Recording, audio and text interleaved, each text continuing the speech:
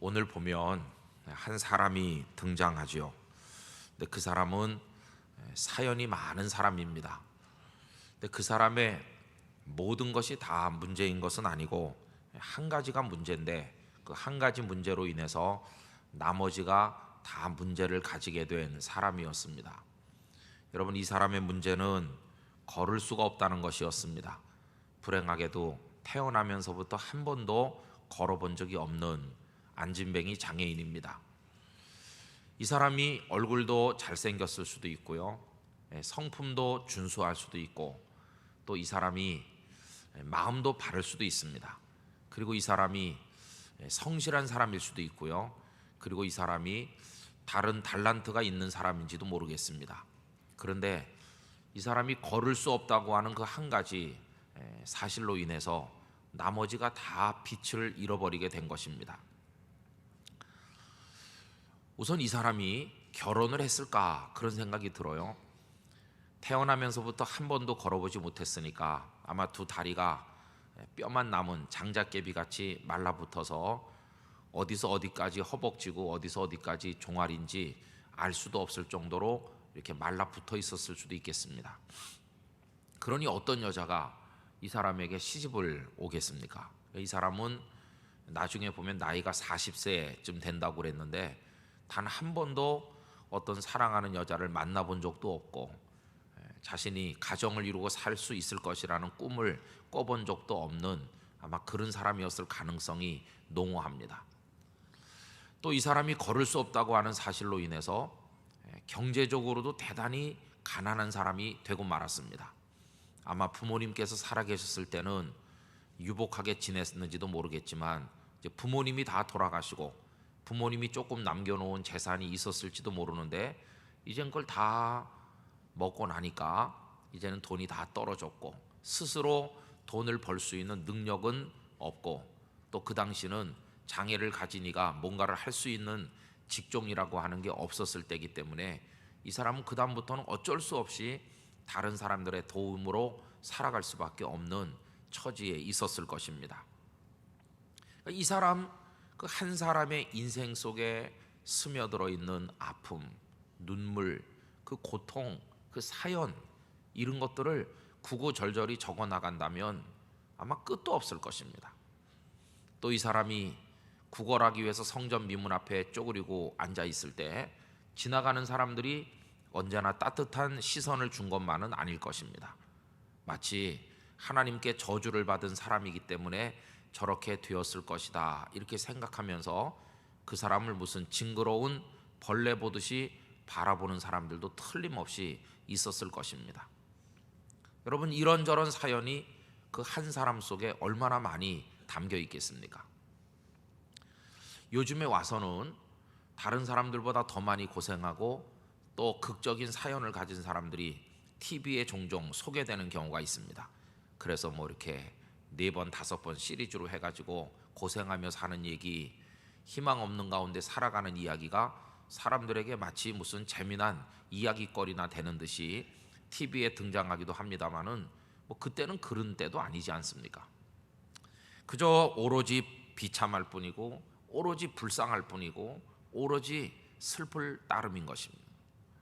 이게 오늘 본문에 등장하는 한 개인의 인생의 이야기인 것이죠. 여러분, 저는 오늘 이 말씀을 다시 가만히 읽으면서 그 개인이 오늘도 많다고 생각하고, 많은 게 아니라 어떤 의미로 우리 각자가 오늘 본문에 등장하는 그 사람과 같다는 생각을 해보기도 하였습니다. 여러분, 한 분 한 분 속에 담긴 어떤 핸디캡들, 어떤 아픔들, 그리고 극복이 안 되는 어떤 사연으로 인해서 내가 나머지 부분에선 다 그래도 괜찮은 사람인데, 내 가슴 속에 열정도 있고 바르게 살아보려는 의지도 있고 다 있건만, 그것이 무엇인지 사람마다 차이는 있겠지만 어떤 결정적인 문제로 인해 가지고 내 인생 전체에 어둠이 덮이는 것이죠. 그래서 삶 전체가 정말 고통스러운 그런 사연을 가진 이들이 얼마나 많이 있습니까? 아마 정도의 차이는 있지만은 저나 여러분들이나 다 우리 속에 그런 사연들을 끌어안고 살아가고 있다고 생각합니다. 가끔 보면 깜짝 놀랄 때도 있죠. 겉으로 보면 환하게 웃고 별 걱정 없이 잘 사시는 분 같은데 조금 이야기를 깊이 나누다 보면은 이분이 이런 상처를 가지고 그것도 또 지나간 몇십 년 동안을 살아왔구나 하는 걸 느끼면 정말 놀랄 때가 있습니다. 얼마 전에도 어떤 목사님을 만나서 그 목사님하고 이런저런 이야기를 나누게 됐습니다. 근데 정말 뜻밖의 그 목사님께서 사랑하는 자녀들을 다 먼저 하나님 앞에 보냈다는 것을 알게 됐습니다. 저는 아무 생각 없이 그분이 저한테 목사님 댁엔 자녀가 몇 분이나 있습니까? 이렇게 물어보길래 저도 그저 별 생각 없이 목사님 댁의 자녀들은 몇 살이나 됐습니까? 결혼들은 했습니까? 이렇게 물어봤거든요. 그랬더니 그 자녀들이 다 하나님 앞에 갔다는 거예요. 그러니까 겉으로 봐서는 이 목사님은 아무 사연도 아픔도 그런 것도 없이 잘 지내는 분인 줄 알았어요.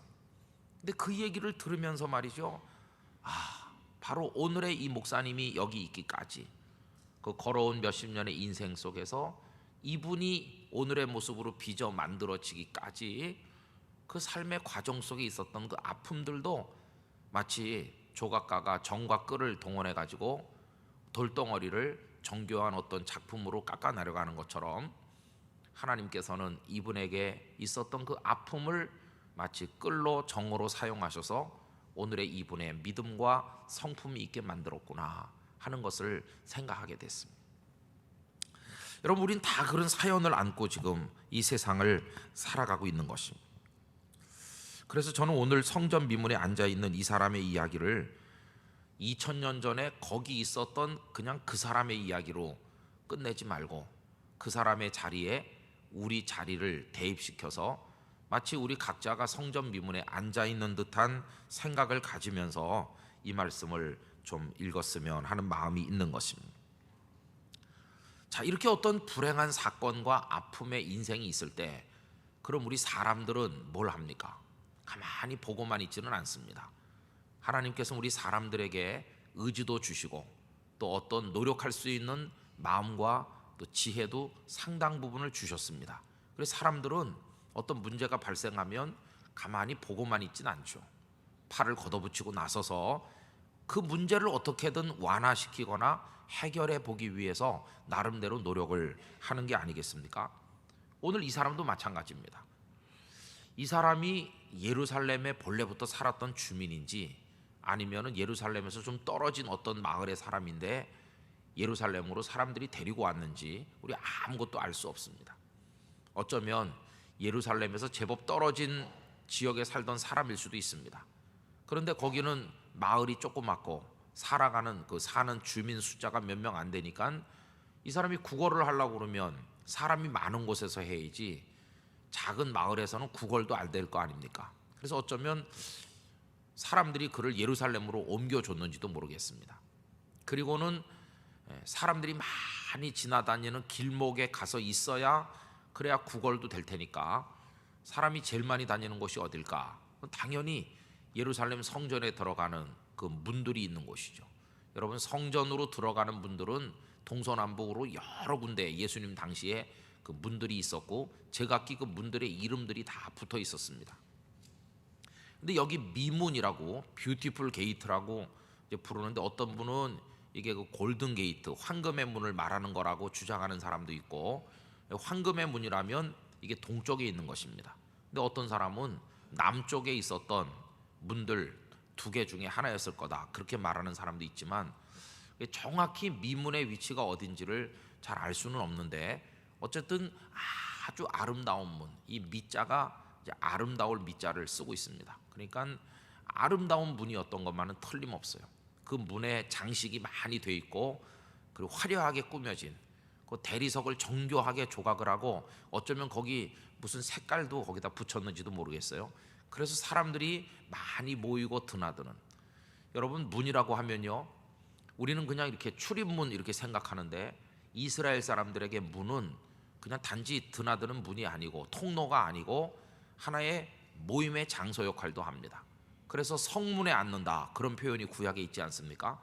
성문, 이거는 성 바깥에서 성 안으로, 성 안에서 성 밖으로 나가는 그냥 문 그 역할만 하는 게 아니라 거기가 사람들이 모이는 집합지입니다. 사람들이 다 거기서 모이고 거기 약속을 거기서 잡고 어떤 대화할 내용이 있으면 거기서 대화하는데, 그 성에 중요한 결정 사항이 있으면 그 권한을 가진 그 마을의 그 성의 유지들이 성문에서 모이는 겁니다. 그러니까 잠언 같은 데도 보면 성문에 앉는다. 그럼 그 사람이 그 마을에서 존경받는 유지라는 사실을 알 수 있어요. 어쨌든 이 성문은 그런 건데요, 여기 성전의 문도 비슷한 곳입니다. 아마 그 문으로 들어가고 나가는 사람이 숱하게 많았을 것이고, 들어가지도 나가지도 않으면서 거기 3, 4 모여서 얘기의 꽃을 피우는 사람들도 많았을 것이고, 하루 종일 문이 열릴 때부터 닫힐 때까지 사람들로 북적대는 장소, 거기가 바로 이 미문이었을 것을 우리 알 수 있습니다. 그럼 사람들이 어떤 수고를 하는 겁니까? 여러분, 오늘 말씀 거기 2절에 보면요, 나면서 못 걷게 된 이 불쌍한 사람을 사람들이 메고 오니, 거기 사람이 또 등장하죠. 불행한 한 개인이 있는데 그 개인 주변에 사람들, 복수로 표현된 다른 사람들이 많이 있는 겁니다. 그래서 그 사람들이 이 사람을 도와주는 것이죠. 업고 오는지 뭐 어디다가 이렇게 태워서 들고 오는지 잘 모르겠지만은 하여튼 메고 온다 그랬는데요. 그래서 매일 아침 거기다 데려다 주는 겁니다.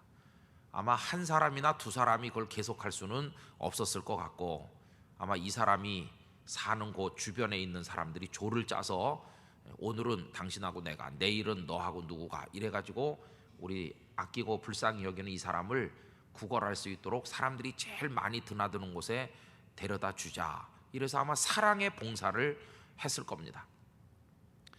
그래서 정한 시간이 되면 그 사람을 하여튼 데려다가 떠매고 업고 해가지고 정한 자리에 딱 앉혀놓는 거죠. 그리고 예루살렘 사람들은 그 자리는 그 안진뱅이 장애인의 자리라는 것을 다 알고 있었을 것입니다. 구걸하는 사람이 그 사람 혼자만은 아니었을 겁니다. 이 사람은 걷지 못해서 구걸하게 됐지만, 어떤 사람은 팔이 없어서 구걸하는 사람도 있었을 것이고, 앞을 못 봐서 구걸하는 사람들도 있지 않았겠습니까? 뭐 이런저런 사연으로 구걸하는 사람이 이 사람 혼자만은 아니었을 텐데, 또 혹은 장사하는 사람도 있었을 것이고요. 근데 거기 그 자리는 이 사람의 고정 자리인 것이죠. 저기는 이 사람이 앉는 자리다. 그래서 남들이 다 거기에 비워주고, 그럼 누군가는 그를 가서 메고 와서 거기 앉혀주고, 이게 선량한 사람들의 사랑의 봉사였다고 말할 수 있죠. 어쨌든 사람들이 있다고 하는 게 이 사람에게 얼마나 위로가 됐겠어요. 걷지 못하는 사람이 혼자 이렇게 두 팔로 기어서 거기까지 간다면 불가능할 텐데, 그래도 때 되면 누군가 와서 나를 거기다 데려다 준다. 여러분, 세상은 혼자 살 수는 없는 것입니다. 누군가 옆에서 나를 데려다 주기도 하고 위로해 주기도 하고 도와주는 사람이 있어야 되는 거죠. 그리고 여기 사람들이라고 표현된 이들이 누군지는 알 수 없지만은 이 안진뱅이 장애인의 인생에 있어서 둘도 없이 소중한, 정말 내가 당신들 때문에 살아요. 만약에 당신들도 없다면 나는 죽고 말 겁니다. 당신들은 내 생명의 은인이고 당신들은 내 인생의 버팀목입니다. 이렇게 말할 수밖에 없는 소중한 사람들이 이 사람 곁에 있었다는 걸 알 수 있잖아요. 자, 그런데 사람들은 그들만 있는 게 아닙니다. 또 다른 사람들이 많이 있어요. 그 2절을 계속 보시면 이렇게 메고 오는데 그 목적이 무엇입니까? 그렇게 하는 이유는 성전에 들어가는 사람들에게 구걸하기 위하여 날마다 미문이라는 성전문에 두는 자라, 이렇게 나오죠. 거기 또 다른 사람들이 등장합니다. 근데 그들은 누굽니까? 성전에 들어가는 사람들. 또 다른 사람들이 많이 있는 거예요. 이제 불특정 다수가 있는 거죠. 그들 중에는 뭐 먼 데서 온 사람도 있을 것이고, 예루살렘에 거주하면서 아침 저녁으로 드나드는 사람도 있을 것이고, 그들 중에 상당 부분은 성전에서 뭔가를 하는 제사장도 있고, 또 레위인들도 있고, 성전의 일을 보는, 업무를 보는 사람들도 있지 않았겠어요? 거기 이해관계가 있든 없든, 혹은 또 순례자가 돼서 왔든지 간에 다양한 남녀노소 할 것 없이 사람들이 다 그리로 드나들었을 것이. 그러면 이 불쌍한 한 사람 주변에 그를 사랑하는 소수의 몇몇이 있어서 매일 아침 이리로 떠매고 오는 이유는 이 불특정 다수의 사람들에게 뭔가를 기대하는 거죠.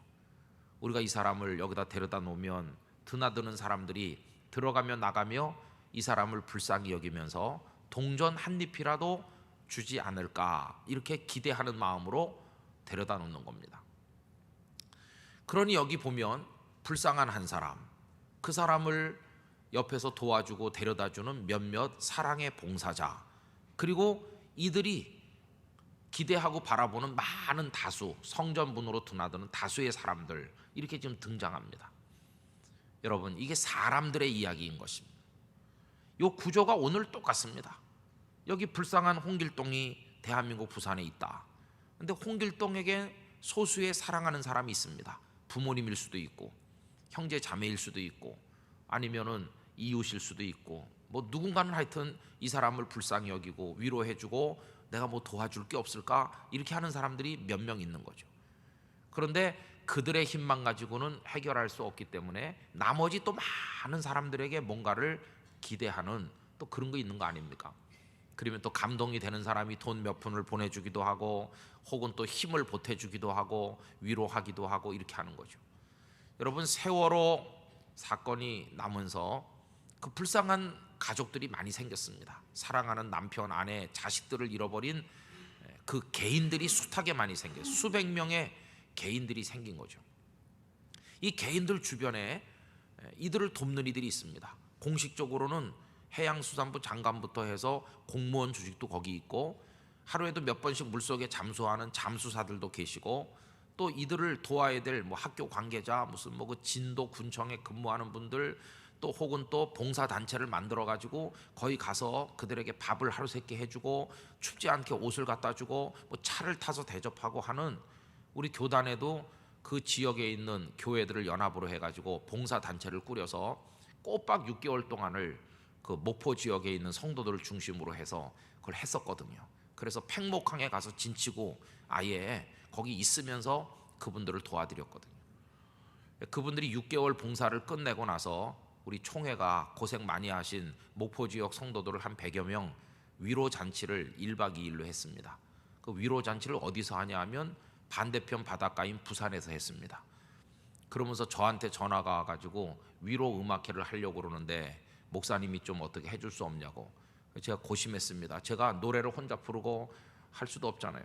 그래서 할 수 없이 우리 교회 손명균 우리 할렐루야 찬양대 지휘자 집사님께 연락을 해가지고 미니 음악회를 하나 급조해가지고 그 학교에 강의하시는 분들을 모셔다가 그래서 해운대에서 그분들 위로하는 음악회를 했거든요. 거기 오신 분들은 다 그 팽목항에 가서 6개월 동안을 이제 교대로 있으면서 그 가족들을 도우신 분들이셨어요. 그러니까 여기 사랑하는 이를 바다에서 잃어버린 어떤 사람이 있고 그 주변에 정부 관계자 또 뭐 이렇게 교계, 이웃 마을 사람 거기 가서 도와주는 소수의 사람들이 있고 그리고 나머지 이제 불특정 다수 국민들이 많이 있잖아요. 국민들이 성금을 다 보내기도 하고 이렇게 한 거죠. 그 보내는 성금이 이제 다 모아져 가지고 가족들에게 위로가 되기를 이제 바라는 건데 어느 사회 어디나 다 그런 일들이 있습니다. 그게 다 아주 사람들이 하는 일이죠. 어려움 당한 사람, 도와주는 사람들, 그리고 그 옆에서 거기 조금이라도 힘을 보태는 많은 다수, 이렇게 해서 세상은 살아갈 만한 세상이 되는 거라고 이야기할 수가 있을 것입니다. 근데 여러분, 이게 우리가 무관심해서는 안 되는 이유는 뭐냐 하면 어떤 때는 내가 이 사람을 메어다가 미문에 두는 사랑의 봉사자 입장에 설 때도 있지만 또 어떤 때는 불쌍하다 그러면서 돈 몇 푼을 보내는 그 불특정 다수의 사람들 속에 한 명으로 내가 또 있을 때도 있지만 어떤 때는 참 원하지 않는 일이지만 내가 그 주인공이 될 때도 있다는 것입니다.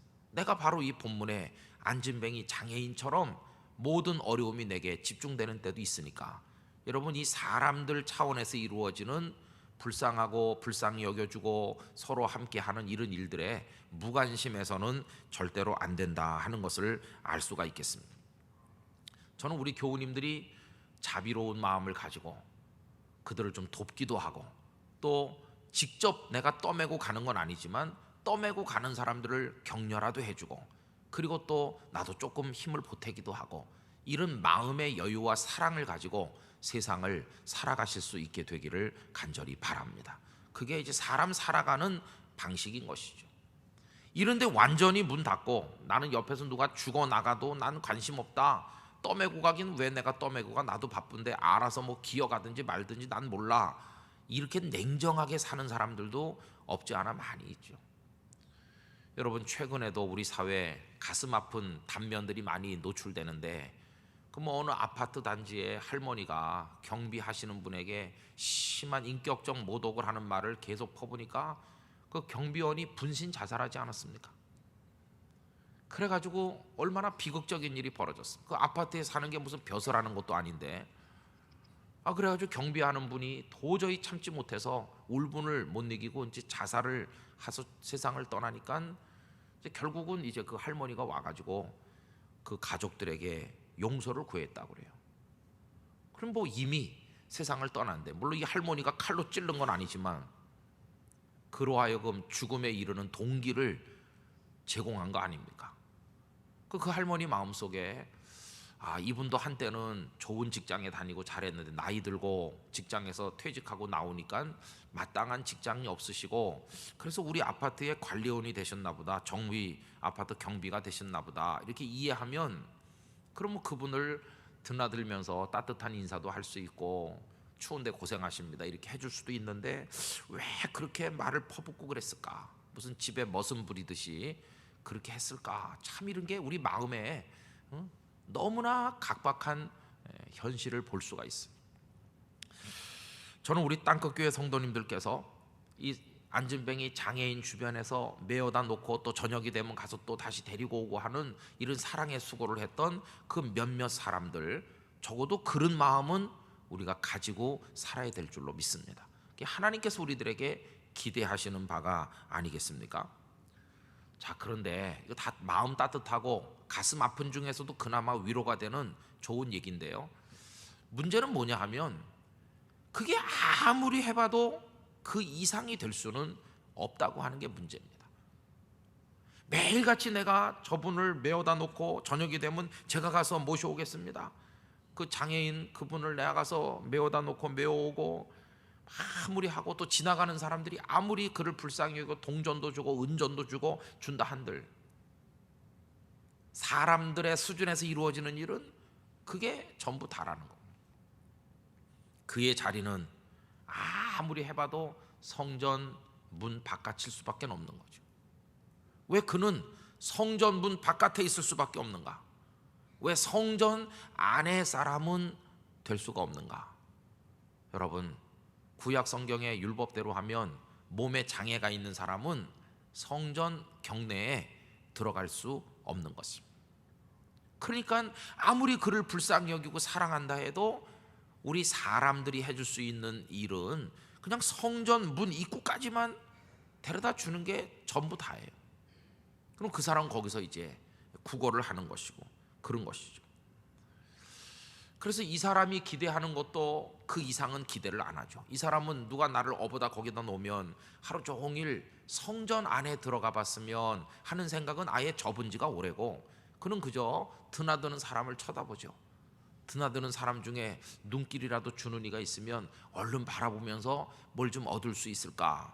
그래서 여러분, 그의 가련한 너무나도 마음 아픈 기대를 우리가 5절에서 볼 수 있습니다.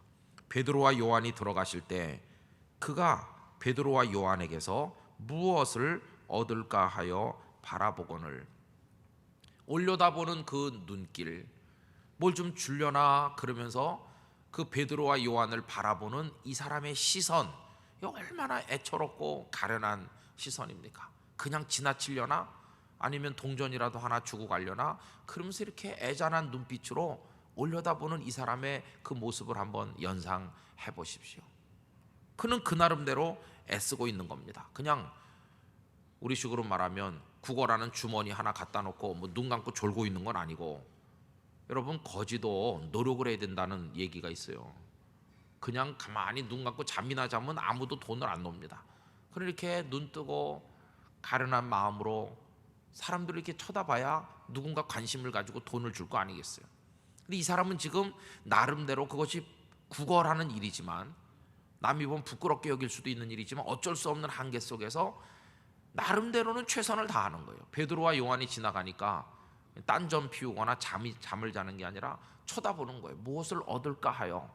그래서 저쪽에서 베드로와 요한이 온다면 벌써 한 10m 전부터 시선을 마주쳐가지고 계속 이렇게 그가 움직이는 데 따라서 이 사람의 눈동자도 같이 고개가 돌아가면서 얼마나 가련합니까?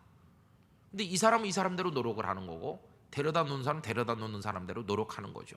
그리고 거기 많은 사람들이 돈을 주기도 하고 하죠. 그러나 사람들의 수준에서 아무리 어떤 수고를 해도 그 이상에 도달할 수는 없다는 거예요. 이 사람은 앞으로 10년 후에도 성전 미문 거기까지밖에 올 수 없고, 이 사람은 10년 후에도 일어설 수 없고, 그 사람은 10년 후에도 성전 안의 사람이 될 수는 없는 거예요. 이게 우리 인간들이 가진 한계인 것입니다. 대한민국 사회를 더 살만한 세상으로 만들기 위해서 대통령은 머리를 싸매고 고심할 겁니다. 저는 역대 대통령들께서 그냥 재임 기간에 놀고 먹은 이는 한 사람도 없다고 생각합니다. 그 예전에 전두환 씨가 대통령 하실 때 그분이 즐겨 쓰는 표현이 있었죠. 고뇌에 찬 결단을 한다고 그래요. 저는 그 말이 사람들이 빈정거리면서 조롱하는 말도 들었지만 그게 사실일 거라고 생각합니다. 그분의 상황에서는 고뇌에 찬 결단을 많이 했을 거예요. 고뇌가 없지는 않았을 거예요. 그 이후로 지금의 박근혜 대통령까지 다 그 청와대에 앉아가지고 화려한 감옥에 앉아가지고 누구 말대로 얼마나 고독하겠습니까? 거기 와서 마음의 중심으로 속의 이야기를 털어놓는 사람 얼마나 있을까요? 다 공적인 날 임명한 대통령이고 권력관계 이해 득실이 있으니까 이렇게 재고 저렇게 재면서 다 밑바닥에 복선 깔고 얘기하고 그러지 않겠어요? 그 속에서 대통령은 대통령대로 고심하고, 그러면서도 뭔가 일이 되게도 해야 되겠고 참 어려울 것 같아요. 경제 정책을 운영하는 분이나 다 마찬가지겠죠. 나름대로 다 노력하죠. 그러나 노력을 하지만 대한민국이 천국이 되는가? 그런 일은 절대로 없습니다. 세계의 대통령이라고 하는 미국의 대통령도 한계가 빤한 것이죠. 그렇죠? 구청의 청장님이 노력을 많이 하고 복지과 직원들이 맨발로 뛰어다니면서 수고를 많이 해도 우리 영도에 어렵고 힘든 이들은 그냥 그대로 계신 것이죠. 물론 조금의 물질을 전달하든지 마음의 위로가 되는 일을 조금은 해드릴 수 있겠지만은 성전 미문 너머로 들어갈 수가 없는 거예요. 그냥 거기까지죠. 그게 우리들의 한계인 것이. 여러분, 거기서 우리는 절망할 수밖에 없습니다. 미안해, 내가 자네를 너무너무 사랑해. 그런데 내가 해줄 수 있는 거는 자네를 그냥 여기까지 업어다 주는 것밖에 나는 못해. 내 소원 같아서는 자네를 성전 안에 들어가게 해주고 싶은데 나는 그걸 해줄 수가 없어. 그럼 이 사람 뭐라고 그러겠습니까? 나도 알아. 나도 단 한 번도 성전 안에 들어가기를 생각해 본 적 없어. 나는 일찍 포기했어.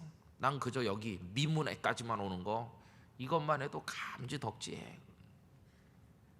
참 슬픈 위로가 아닐 수가 없어요. 그런데 여러분, 거기 또 다른 사람들이 있는 겁니다. 이 불쌍한 사람을 불쌍히 여기는 사람들, 그리고 그들을 불쌍히 여기는 불특정 많은 다수의 사람들, 이들 외에 또 다른 사람 두 명이 여기 등장하는 겁니다. 베드로와 요한은 어떤 분이신가요? 1절에 있는 것처럼 성전에 올라간다. 여러분, 베드로와 요한은 성전 안으로 쑥 들어가는 사람들이죠. 미문에까지만 오고 거기서 멈추는 분들이 아니라 미문 문턱을 넘어서 성전 경내로 쑥 들어가요. 근데 성전 경내로 들어가는 것은 베드로와 요한만은 아니에요. 대제사장은 아예 거기 눌러앉아 살고 있을 겁니다. 하루 종일 거기 있을 겁니다. 그리고 업무를 보는 많은 사람들이 다 성전을 하루에도 수십 번씩 들락달락하면서 일을 볼 거 아닙니까? 많은 사람들이 성전 안으로 들어가죠. 그런데 베드로와 요한은 어떤 점에서 그들과 다른가? 이들은 예루살렘에 있었던 돌로 지은 그 성전 경내에만 들어가는 데서 끝나는 것이 아니라 베드로와 요한은 그 성전 안에 좌정하셨다고 말씀하고 계신 하나님의 세계 속으로 들어갔던 분들이시라 그 말이에요. 하나님의 능력의 세계, 하나님의 그 사랑과 구원의 세계 안으로 드나드는 분들이세요. 다시 말하면 어떤 사람은 저 대문가까지만 오는 사람이 있고, 어떤 사람은 이 마루까지만 오는 사람이 있고, 어떤 사람은 건넌방까지만 오는데, 어떤 사람은 안방에까지 들어오고, 어떤 사람은 안방에까지만 와서 그 집 주인과 마음을 서로 나누는 사람도 있을 거 아니겠어요? 베드로와 요한은 그 많은 사람들 속에서 구별된 사람들인데, 어떻게 구별됐나? 그들은 하나님의 세계의 한복판에 들어가는 사람들이에요. 그들은 은혜를 아는 사람들이에요. 예수 그리스도의 세계가 어떤 세계인지 베드로와 요한은 알고 있어요. 근데 그날 그 미문에 북적대는 그 많은 사람들 속에 그 누구도 베드로와 요한을 빼고는 하나님의 은혜의 세계를 아는 사람이 없는 것이에요. 그들은 성전은 드나들고 있고 하지만, 그러면서 성전 미문에 있는 그에게 돈은 주는지 모르겠지만은 그들 중에 그 누구도 하나님의 세계 속으로 들어가 본 사람이 없다는 것이. 그러니까 그들 수준에서 할 수 있는 것은 업어다 놓는 거, 돈 좀 주는 거, 저녁이 되면 다시 업어가는 거, 그게 전부 다죠. 그러나 하나님의 은혜의 세계 속으로 들어가 본 베드로와 요한은 다른 사람이 할 수 없는 말을 할 수 있게 됐고, 다른 사람이 할 수 없는 일을 시도할 수 있게 된 것이죠. 그게 무엇입니까? 은과 금은 내게 없거니와 내게 있는 것으로 내게 주노니 나사렛 예수의 이름으로 일어나 걸으라는 얘기를 베드로와 요한은 할 수 있었다는 것이. 어떻게 그 얘기를 할 수 있을까? 그들은 성전 미문을 넘어서는 사람이고, 성전 안으로 들어가는 사람이고, 성전 안에만 들어가는 게 아니라 거기 계시다고 백성들이 믿는 하나님의 은혜의 세계 속으로 들어갔던 사람들이니까요. 누구를 통해서? 하나님의 아드님이신 예수 그리스도를 통해서. 그래서 베드로와 요한은 예수 그리스도를 통해서 능력의 세계, 우리 예수님이 안진뱅이 장애인을 일으키고 병든 자를 고치는 걸 그들이 보았고 경험했기 때문에, 그래서 그들은 이 사람에게 그 하나님의 은혜의 세계를 이야기할 수 있는 것이. 그래서 다른 이들이 저 문가에서 있다면 베드로와 요한은 깊은 데까지 들어가 본 경험이 있는 분들이 있어요. 여러분, 주일날마다 교인들이 교회마다 모이는데 다 다를 겁니다. 어떤 분은요, 몸은 여기 들어와 있지만 마음은 여전히 저 바깥에 있는 이도 있을 겁니다.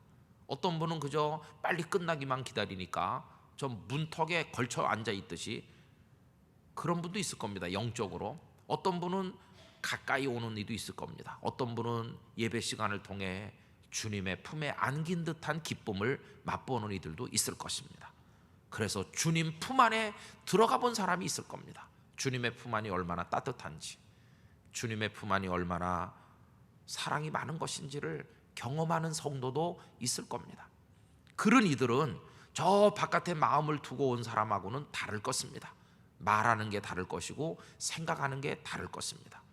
돈 몇 푼 줘서 보내, 남은 그렇게 말할 때 주님의 품의 따스함을 경험해 본 사람은 돈 몇 푼만 주지 말고 예수님을 이야기해서 보내자, 그렇게 말할 것입니다.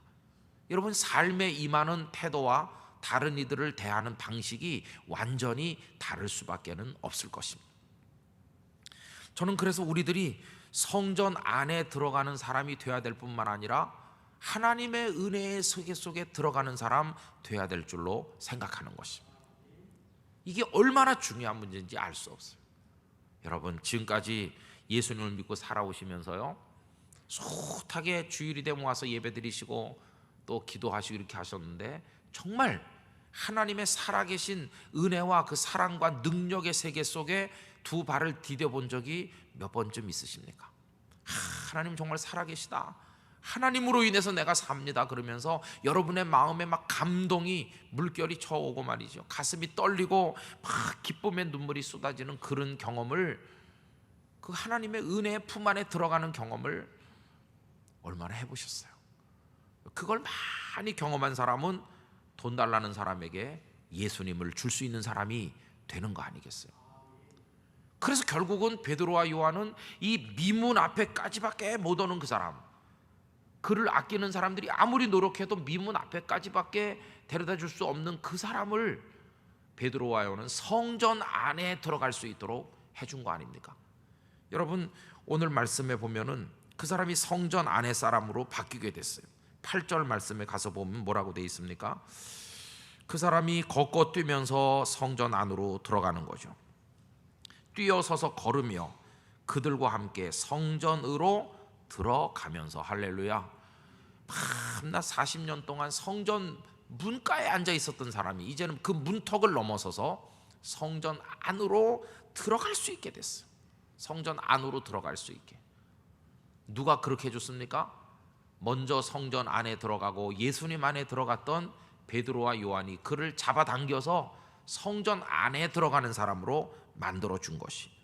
그래서 그 사람이 딴 사람이 됐어요. 10절 말씀 보면 그가 본래 성전 비문에 앉아 구걸하던 사람인 줄 알고, 이게 본래의 그 사람이에요.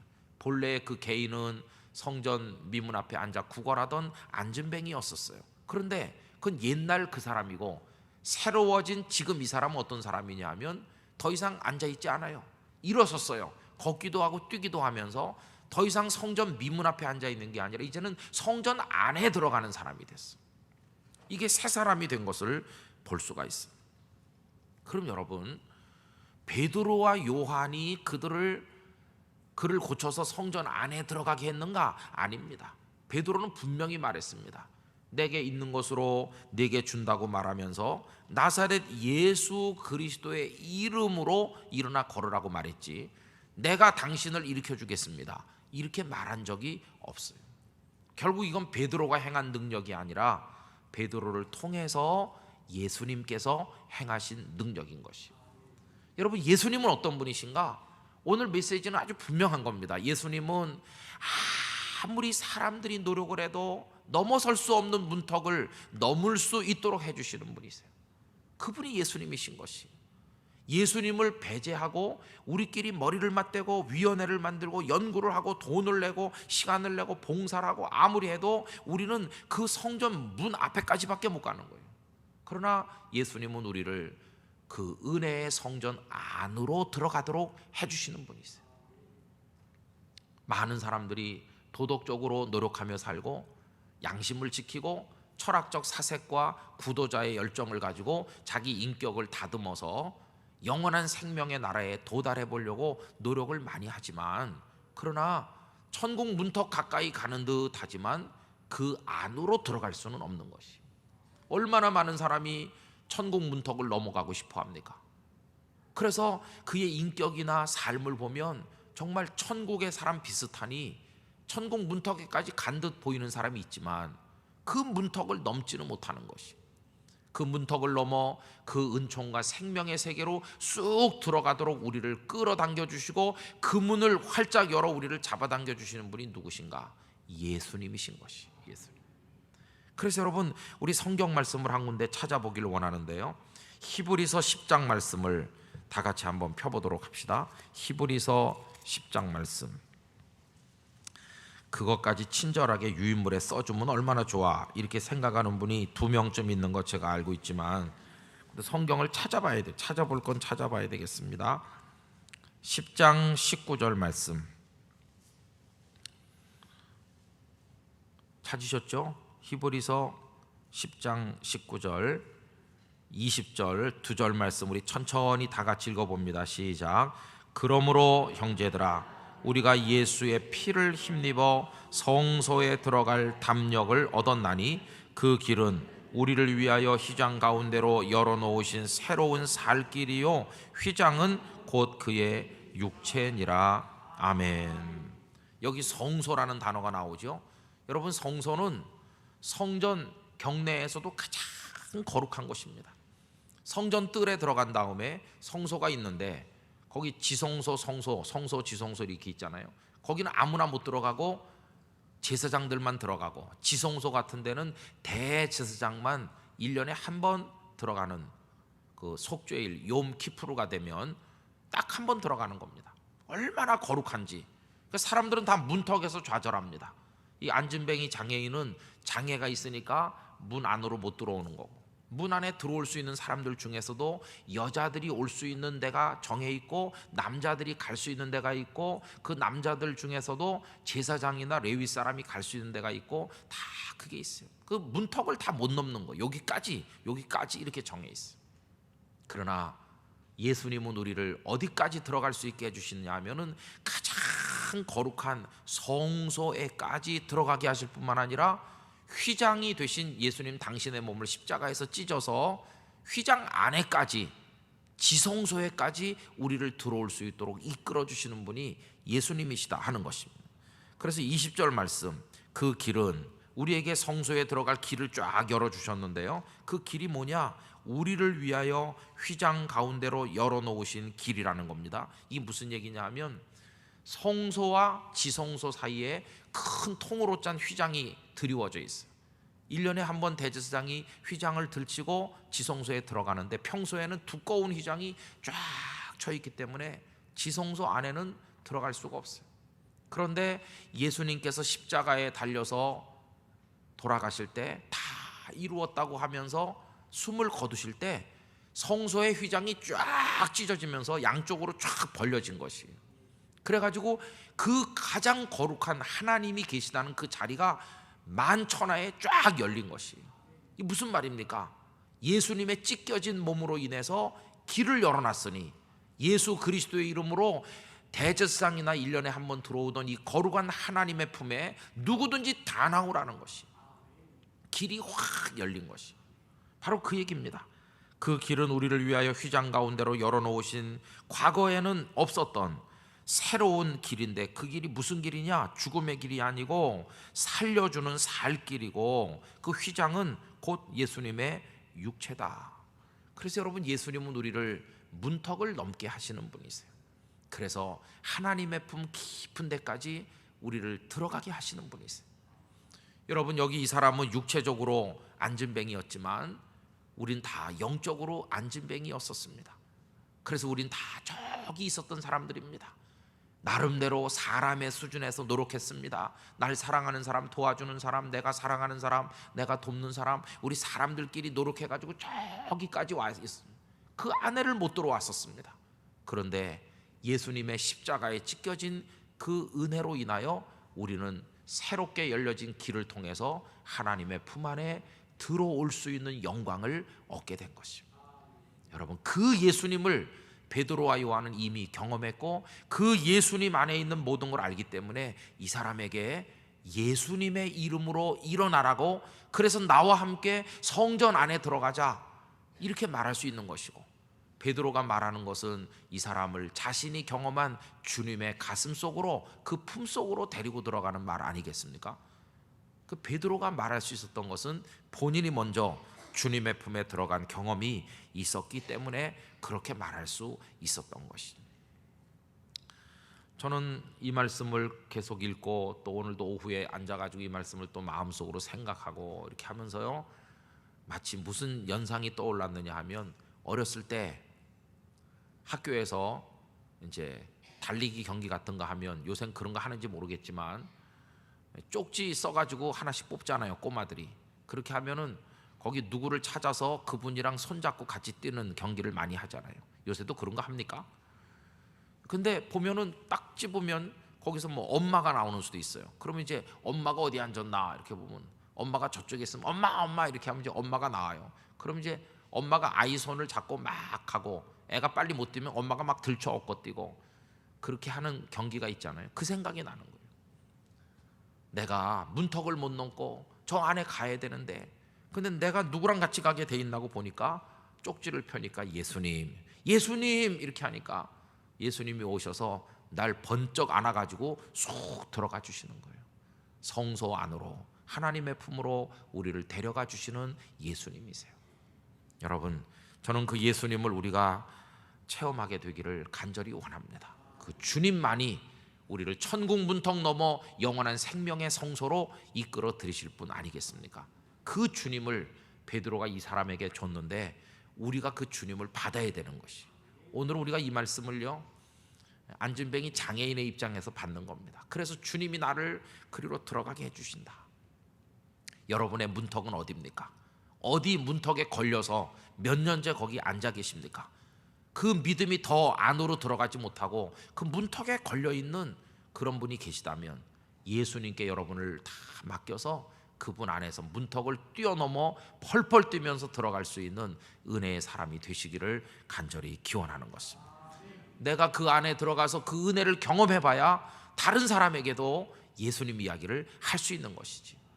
나 자신이 그 문턱을 넘어본 적이 한 번도 없고 나 자신이 맨날 미문 앞에만 있는데 어떻게 성전 안에 있는 그 엄청난 하나님의 세계를 이 사람에게 이야기해 줄 수가 있겠습니까? 우리 자신이 먼저 그 은혜를 세계를 경험해야 되는 것이죠. 여러분, 그 은혜, 주께서 우리를 은혜의 세계 속으로 끌어당기다 마지막에는 언젠가 저 생명의 나라 한복판으로 하나님의 그 보좌 앞에까지 우리를 이끌어 가실 텐데 그 은혜를 얻으시기를 주님의 이름으로 축원합니다. 우리 다 같이 기도하겠습니다.